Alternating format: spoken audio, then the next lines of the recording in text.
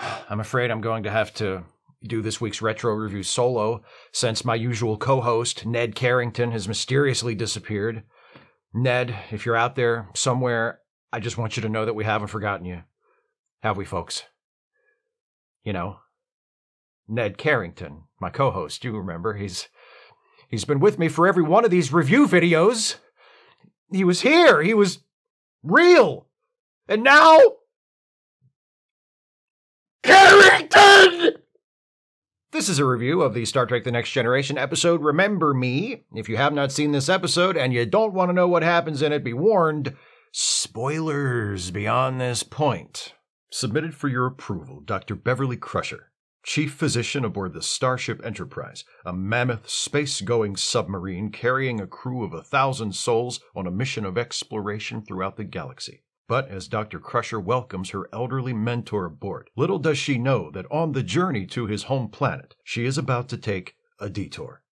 A deviation from her expected course that will take her deep into the heart of an incomprehensible region known only as the Neutral Zone. Not literally. The Neutral Zone doesn't figure into the episode at all. In fact, I was going for the joke. The Enterprise is parked at a starbase, and Dr. Crusher welcomes her old friend and mentor, Dr. Dalen Quace, aboard. He beams in, they wave to O'Brien, then walk along the corridor, and Beverly listens while the old man whines about how his wife and all his friends are dead, and now he's returning to his home planet to lie down and die. Old person stuff. You know, after she drops him off, she heads down to engineering, where Geordi is yelling at Wesley to wrap up an experiment he's been running. Beverly watches Wesley for a moment, then there's a flash of light that's apparently not supposed to happen, and Wesley and Geordi get distracted by that. Wesley looks up and notices Beverly's gone. He's like, "Mom?" But he doesn't seem too worried about it. The next morning, with the Enterprise having left the starbase and gotten underway, Beverly drops by Dr. Quace's quarters to pick him up for breakfast, but he's not there. He doesn't seem to be anywhere. Beverly asks the computer to locate him, but he's not on the ship. Not only that, there's no record of him ever being on the ship. Beverly even asks O'Brien if he remembers Dr. Quace beaming aboard yesterday, and O'Brien's like, "Nope. And I think I'd remember something like that. It's just me in here all day, alone, with my thoughts." Data can't find any record of Dr. Quace ever even existing, which Beverly finds odd since she's known him for 15 years, interned under him, and also just spoke to him yesterday. But things get even weirder when Beverly discovers that several members of her staff in sickbay are also missing, and nobody remembers any of them either. Then, her entire medical staff is gone. When Data explains that she never had a medical staff, Beverly's like, "So, what, I'm the only medical officer on a ship with 1,000 people on board?" And Data says there are only like 200 people on the Enterprise. From there, it drops to around 100, not including Worf, gone. Only Beverly remembers him. Beverly tries to point out the inherent absurdity of having a ship as large as the Enterprise with such a comparatively tiny crew, but Data explains that they need the extra space for, transporting colonists or rescuing refugees from disaster areas or, diplomatic missions. The point is, it all makes perfect sense, Beverly. Nobody else has any reason to think something's amiss. There's no evidence of a threat facing the ship, but they do live in a Star Trek show, and weird shit happens all the time, so Captain Picard decides to play it safe, do as Beverly asks, and turn the ship around and head back to the starbase. Counselor Troy is walking down the corridor, and Beverly runs up to her, and Troy's like, "Oh, Jesus, here we go." Beverly says, "I need you to tell me I'm not crazy." And Troy says, "Look, let's just say you're wrong about the everybody is disappearing and nobody remembers them thing. So what? You delayed our mission by a few days. You've maybe scared some people. If you're right, there's way fewer people on the ship to be scared anyway. Maybe people are disappearing and you're the only one who notices. Maybe you've suffered a serious psychotic break and you're trapped in a delusion with no hope of ever escaping and experiencing the world as it really is ever again. Either way, seriously, who gives a shit?" A ray of hope appears when Wesley and Geordi report that maybe the experiment Wesley was carrying on at the start of the episode has something to do with what's happening. Wesley was attempting to create a technobabble bubble using the warp field, and it's possible that the people who disappeared were trapped in the bubble somehow. The theory has a few holes in it, like the fact that the technobabble bubble Wesley created was nowhere near big enough to have swallowed nearly 1,000 people, and even if it had, it wouldn't have altered memories or computer records, but hey, it's the best theory they've got, so let's go with that for now. Good job, Wesley. Keep working on the... Oh, now he's gone too. Beverly heads to the bridge, where she discovers that she and Captain Picard are the only people left on the ship. This all seems perfectly normal to Picard. From his point of view, they've always been the only two people on the ship. Who needs a crew? Besides, wouldn't the crew being around make it more difficult to have sex in every room on the ship? How are we gonna fuck in the observation lounge when there's a bunch of people in there having a department meeting? Come on, Beverly, think about it. Think about it. It's not very long until Captain Picard vanishes as well, leaving Beverly all by herself on the ship. Then a bright white vortex appears on the bridge and nearly pulls Beverly into it. This same thing happened earlier in sickbay and Beverly was able to escape it, but this time we pass through the vortex and come out on the other side in engineering with Wesley and Geordi. See, what happened was, way back at the beginning of the episode when they were doing the experiment and there was that flash of light, that was Beverly getting trapped in a technobabble bubble, and Wesley and Geordi have spent the rest of the episode trying to get her out of it. The vortex is their attempt to bridge their reality with the reality Beverly is experiencing inside the bubble. But it's not going well. Wesley fears they won't be able to rescue Beverly before the bubble collapses. Luckily, help arrives in the form of the Traveler, a guy from an episode in Season 1 who we probably should have expected to show up sooner or later since they mentioned him a little bit earlier in this episode. Like, remember that guy? I wonder if he could help with this. The Traveler tells Wesley that Beverly doesn't know she's trapped inside a technobabble bubble because she has created her own reality within it. Wesley can still get her out in time, but in order to do so, he must remember that he is a special boy with magical science powers. Wesley's like, okay. From this point on, we cut back and forth between Wesley and the Traveler, making one final attempt to reach Beverly, and Beverly inside the technobabble bubble, reasoning out what's going on. By now, it's not only people, but entire planets that have disappeared. Then it's the entire universe, except for a small area of space immediately surrounding the Enterprise.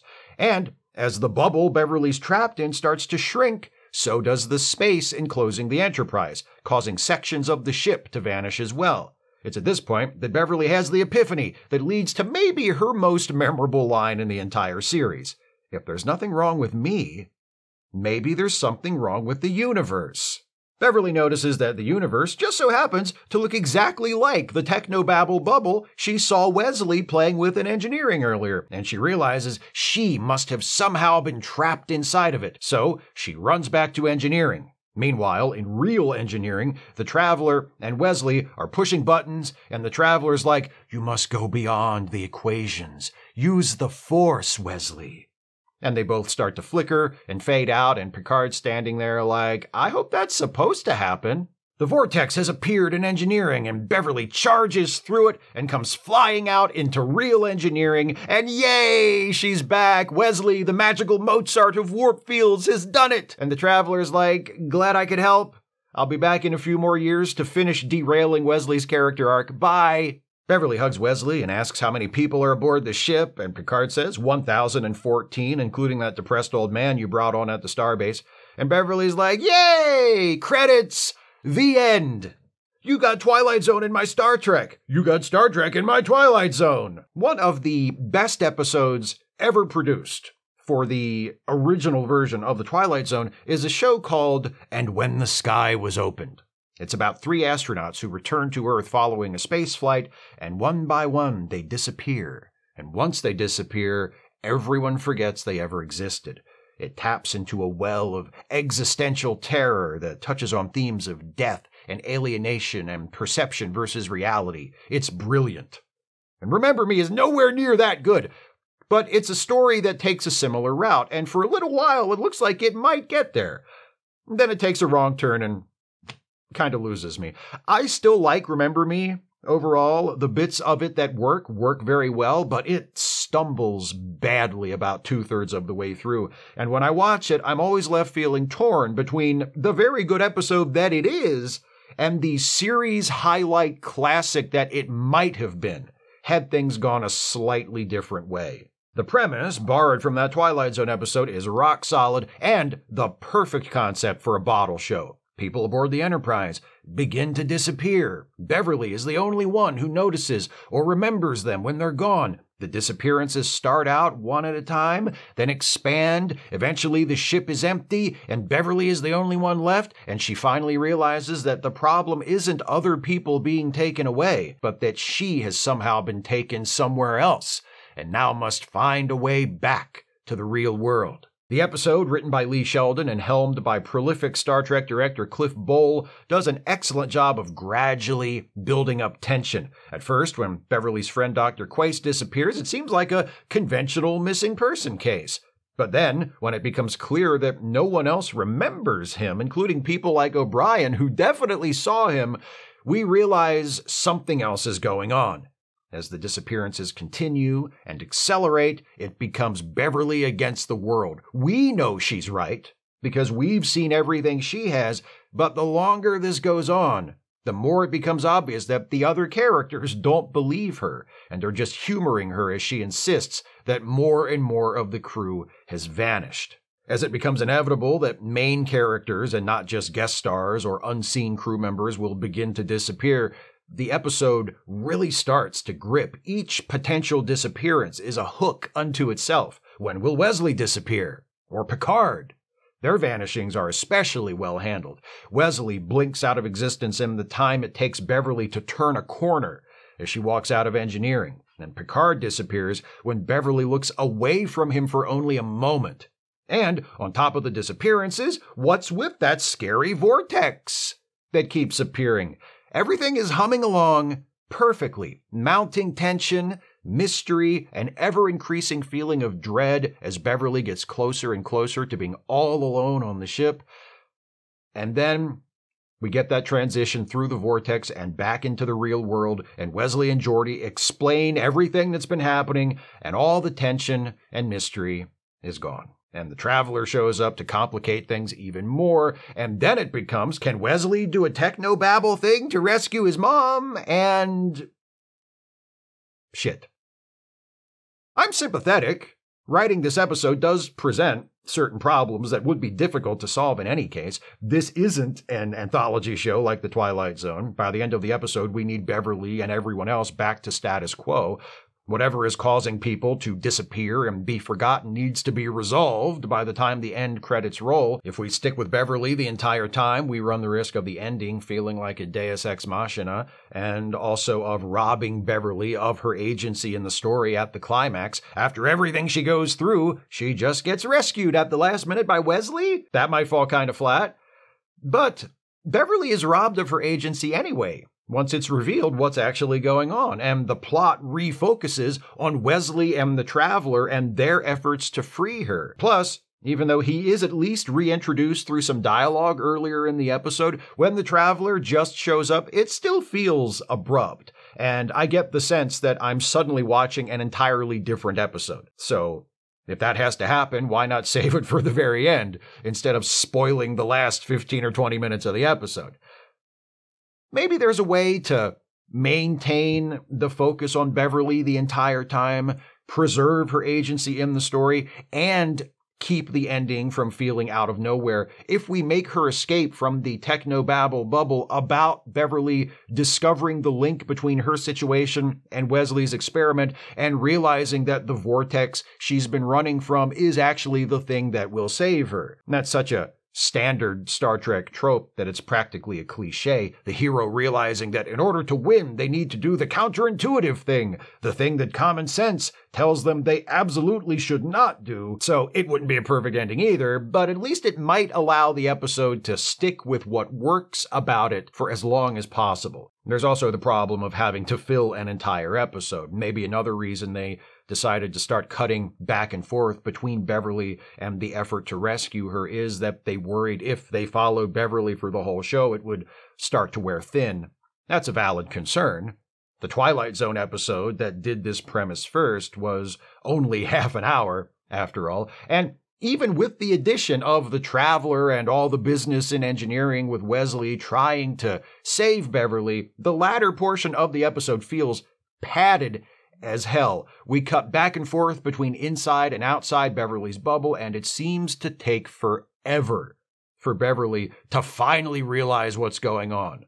Long after we've been told what's going on. So we're waiting for the character to catch up to us in the audience, which only makes everything seem to take even longer. It's not great. So I can see how this may have been a difficult episode to write. And armchair rewriting doesn't really accomplish anything because you can always imagine that the non-existent episode you dreamed up in your head would be better than what they actually made. Even so, I wish they'd found a way for Remember Me to spend more time doing what works, because it works incredibly well, and less time doing what doesn't work. That includes the stuff with the Traveler. I'm not a fan of the Wesley is a special boy who ascends to a higher plane of existence story. I think it ruins Wesley, and it's boring, and goofy in a bad way. Technobabble on its own is bad enough. Technobabble mixed with quasi-scientific sounding mysticism about seeing through the equations to touch the fragile threads that bind time and space together, or whatever the hell, that's even worse. Especially when the visual to which all that mumbo-jumbo leads is Wesley turning slightly invisible from concentrating really hard while pushing buttons. Gates McFadden is fantastic in this. Despite my problems with it, this might be the best Beverly-centric episode in the series. Not as much fun as the one where she fucks the ghost, but also much closer to actually good rather than so bad it's good. She expertly portrays the constantly shifting combination of confusion, anger, fear, and determination that Beverly experiences throughout this story, and she makes me wish we got more Beverly episodes that don't center on her being a hostage, a girlfriend, or a mommy. Also, there's a scene on the bridge when everyone but Beverly and Captain Picard have disappeared that testifies to one of the show's greatest and sometimes underappreciated strengths: its characterization. When she tries to make Picard remember the other members of the crew that he's forgotten, Beverly describes them one by one. Riker plays poker, likes to cook, loves jazz, plays the trombone. Data, the android who dreams of being human and never gets jokes. Troy loves chocolate, and her mother is the worst character ever. If we are regular or even semi-regular viewers of the show, what she's saying rings true because we know these things about those characters too. This episode comes from early in TNG's 4th season, and by this time, the main characters have been established clearly enough that we feel like we know them and can describe them. And that seems like an obvious thing, and it is, but not every show has that. Hell, not every Star Trek show has that. One of my biggest gripes about Star Trek Voyager is how weak the characterization is. Sometimes defenders of Voyager will challenge that and say, well, the characterization on TNG wasn't any better, but you don't have a problem with that. Here's the thing, though. It's true that the characters on TNG, for the most part, aren't any more dynamic than those on Voyager. They don't really change, grow, or evolve during the course of the series. But unlike the core characters of Voyager, the core characters of TNG are strongly established and clearly drawn. At least by the 3rd or 4th season they are. Riker might not change very much, but I feel like I know who he is. Data, Geordi, Troy, Picard, Beverly herself. They aren't dynamic characters, but they are at least established as distinctive and consistent characters on their show. And the scene where Beverly describes a few of them to Picard in Remember Me demonstrates that. A great episode that suddenly runs off the road and finishes up as kind of a crummy episode, but it averages out to a very good episode overall, so I'll take it. You may disagree, but if you do, ask yourself this: is there something wrong with my opinion? Or is there something wrong with the universe? Think about it. Just don't think about it too hard because it doesn't make any sense. Those are my thoughts on Remember Me. What do you think of this episode. Please share your thoughts with me in the comments, and if you'd like to support this channel, and I sure wish you would, if you can afford it, you can do so by becoming a patron at patreon.com/Steve Shives, becoming a channel member by clicking the join button, or by making a one-time gift by clicking the thanks button, or via PayPal or Venmo. Links are in the description. Next week, our survey of Star Trek bottle shows continues as we hop from the Enterprise D over to Deep Space Nine to check out one of my favorite bottle episodes from the franchise, Civil Defense. See you then. Thanks for watching, and take care, everybody.